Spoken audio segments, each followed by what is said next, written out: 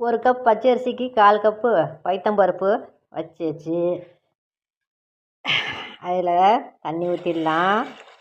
இது நல்லா வேகட்டுங்க. 1 cup பச்சரிசிக்கு 1/4 cup பைத்தம்பருப்பு அதில் தண்ணி ஊற்றிருக்கேன். இது நல்லா வேகட்டும். 10 நிமிஷத்தில் நல்லா பொங்கல் குழஞ்சி வந்துருச்சுங்க. இப்போ உப்பு சேர்த்துக்கலாம். வேக வச்சு உப்பு சேர்த்தா தான் நல்லா மசிஞ்சு நல்லா வேகும். அப்போ தான் குழையும். அதனால் 3/4 வெந்தவன் தான் உப்பு சேர்க்கணும். ஒரு கடாயில் 50 நெய் ஊற்றி வச்சுருக்கோம்மா. அதில் மிளகு, இஞ்சி, முந்திரி 3 சேர்த்துக்கலாம். நல்லா பொரியட்டும். அவ்வளோதாம்மா. இதை எடுத்து அதில் சேர்த்துருங்க.